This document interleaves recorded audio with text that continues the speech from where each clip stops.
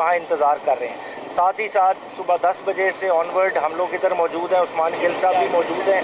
खान साहब की टीम को एक दफ़ा फिर से एक्सेस नहीं दी गई और प्रोसिक्यूटर रिजवान अब्बासी साहब उनको जाने दिया और उनके ही 2 जूनियर्स जिनको स्टेट एक्सपेंस पे प्रोसिक्यूशन साइड के थे, उनको खान साहब की तरफ से वकील अपॉइंट कर दिया गया, उनको जाने दिया गया। हालांकि आज 342 के बयान रिकॉर्ड होने थे और बहुत ज़रूरी था कि खान साहब को पता हो कि उनके अगेंस्ट चार्ज क्या है, एविडेंस क्या है, या उसको समझ के उसका उन्होंने जवाब देना था। तो इस सारी कार्रवाई को बड़े ही एक ख़तरनाक तरीके से किया जा रहा है और एक कन्विक्शन की तरफ एक ट्रीटमेंट माइंड के साथ लेके जाया जा रहा है। और परसों हफ्ते वाले दिन से लेके एक अजीब सी गलत जो है ना वो रिपोर्टिंग की जा रही है, अवाम में मायूसी फैलाई जा रही है कि खान साहब की लीगल टीम खान साहब को प्रॉपरली डिफेंड नहीं कर रही।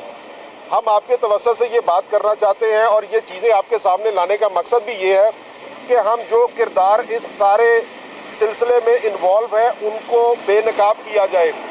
हफ्ते वाले दिन भी खान साहब की वकला टीम अंदर मौजूद थी और दोपहर सुबह 9 बजे से लेकर दोपहर 3 बजे तक ये सारी कार्रवाई अंदर चलती रही। 3:30 बजे के बाद जज साहब ने शहादतें रिकॉर्ड करनी शुरू की और राजा रिजवान अब्बासी जो प्रोसिक्यूटर है इस केस में, उन्हीं के 2 जूनियर वकला को खान साहब और शाह महमूद कुरैशी साहब के बिहाफ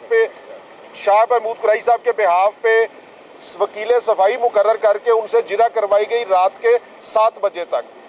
देखें, करप्शन ये होती है कि आप अपने वसाइल जस्टिफाई ना कर सके और करप्ट प्रैक्टिस ये होती है कि एक नॉर्मल प्रैक्टिस से हट के जब आप एक नॉर्मल प्रैक्टिस करते हैं वो करप्ट प्रैक्टिस होती है। और ये जज साहब अबुल अजनाज जुल्करनैन साहब मुकम्मल तौर पे इस करप्ट प्रैक्टिस में इन्वॉल्व हैं और करप्ट प्रैक्टिस कर रहे हैं। आज तक पाकिस्तान की तारीख में अदालतें सिर्फ उस वक्त खुलती हैं अदालती औकात के बाद जब कोई अमने अमा का या जनरल पब्लिक का इशू इन्वॉल्व हो जिसकी रिड्रेसल एमरजेंसी में इन्वॉल्व हो।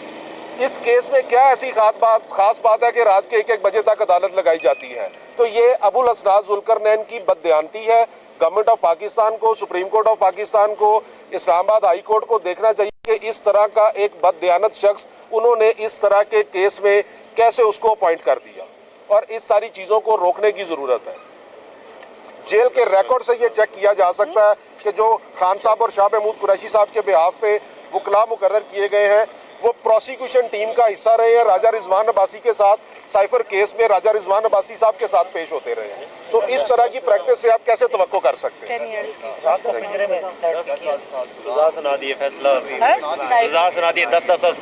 अभी हमें इतला आई है कि 10-10 साल शाह महमूद कुरैशी साहब को और इमरान खान साहब को सजा सुना दी गई है। इतनी जल्दी थी जज साहब को, ये सारा कुछ उन्होंने करना था इसलिए किया जा रहा था।